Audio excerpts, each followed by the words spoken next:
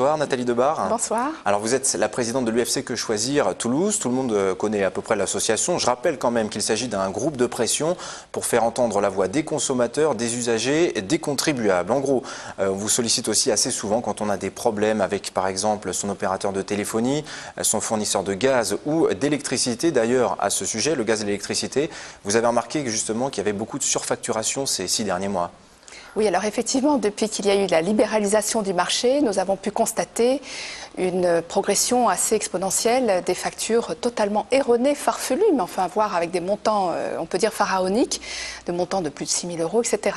Alors c'est vrai qu'on a beaucoup de mal à se faire entendre de ces fournisseurs, en particulier, bon, sans jeter la pierre précisément, mais avec GDF, c'est vraiment difficile de trouver les bonnes arcanes pour que le dossier arrive sur le bon bureau.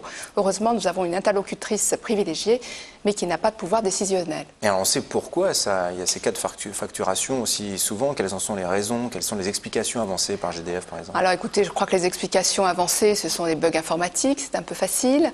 Le fait également que désormais c'est sur estimation, c'est-à-dire qu'il n'y a plus de relevé physique de la part des agents, ou très peu, peut-être 1 ou 2 dans l'année maximum. Et puis parfois on vous dit, on est passé chez vous, en fait le consommateur était présent et le relevé n'a pas été fait.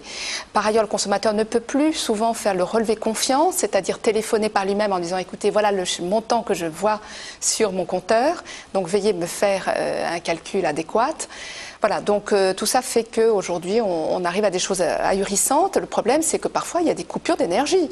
Je veux dire, nous avons le cas d'un consommateur très âgé, malade, qui a eu reçu une facture de plus de 1 000 €. Il a eu carrément la coupure d'énergie parce qu'il n'avait pas payé sa facture. Enfin, c'est quand même gravissime. Alors récemment, vous avez aussi plusieurs adhérents, enfin plusieurs personnes sont venues vous voir parce qu'ils avaient rencontré des problèmes avec l'utilisation des vélos Toulouse. Quel type de problème exactement? Oui, alors vélo Toulouse, il y a un problème lorsque vous raccrochez votre vélo. Bien souvent, le fait de le raccrocher n'est pas réellement enregistré par la borne et de ce fait, ensuite, on va supposer que vous ne l'avez pas raccroché, qu'il a été volé, etc. Et vous allez être débité de 150 €, pas moins, sur votre compte bancaire. Donc ça, vous allez le découvrir le temps de recevoir votre relevé bancaire, vous allez le découvrir avec retard. Alors c'est comme ça qu'on a eu des consommateurs, 2 fois 150 €, 300 €, alors qu'ils nous affirment, mais si, je vous assure, je l'ai bien raccroché. Bon, alors le conseil qu'on peut donner aux Toulousains, c'est vraiment, d'abord, il paraît qu'il faut entendre 2 bips. Enfin, moi, je ne suis pas une adepte du vélo Toulouse, mais il faut entendre 2 bips pour être sûr que le vélo est bien raccroché, et donc c'est bien enregistré dans la borne. Et par ailleurs, vous avez la possibilité d'éditer un petit papillon, un reçu, attestant le fait qu'effectivement le vélo est correctement accroché, auquel cas vous avez une preuve que vous pouvez présenter évidemment si jamais vous étiez malheureusement débité. Alors là, voilà, vous venez de nous donner des conseils très concrets, justement, les bonnes réactions à avoir pour éviter les litiges quand on y arrive, quand un opérateur de téléphonie, par exemple, ou un fournisseur d'énergie vous affirme que vous lui devez de l'argent. Comment faut-il réagir? Déjà, la première démarche est de toujours faire un courrier en recommandé. En tant que consommateur, vous vivez une situation et donc je dirais que c'est un peu avec votre tripes que vous allez expliquer ce qui se passe et pourquoi vous contestez cette situation. Donc vous faites votre courrier en recommandé, quand bien même vous ne maîtrisez pas le droit, vous n'avez pas à invoquer un article de loi précis. Vous faites votre premier courrier recommandé, vous gardez bien une copie, les papillons de la poste, etc. Et puis là, vous viendrez nous rencontrer si vous n'aboutissez pas, si effectivement ce courrier est infructueux dans les 8-15 jours suivants.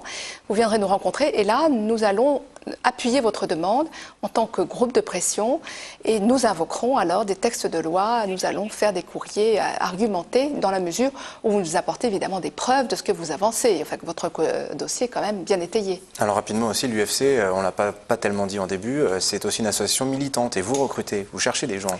Oui, alors c'est vrai que nous ne sommes pas une société de règlement de litige, bien évidemment. Nous sommes d'abord un groupe de pression, comme vous l'avez souligné, qui en plus possède un magazine qui était une réelle force de frappe, mais nous avons donc des actions tant au niveau environnemental, santé, agriculture, alimentation. Nous sommes là pour être un contre-pouvoir aujourd'hui en France et en Europe, car nous sommes également entendus auprès de la Commission européenne dans certains cas. Enfin bon, quelques exemples. Il fut une époque, par exemple, où il y a eu le boycott de la viande britannique. Je veux dire, c'est quand même l'UFC Que Choisir qui avait été entendu au niveau de la Commission européenne. Voilà, les chéquiers aujourd'hui sont gratuits. C'est quand même des actions faites par l'UFC Que Choisir. Merci Nathalie Debar. Je rappelle que vous vous êtes la présidente de l'UFC Que Choisir Toulouse. Si on veut vous trouver, il faut aller au 15 rue Raymond IV. C'est à 2 pas de la place Jeanne d'Arc.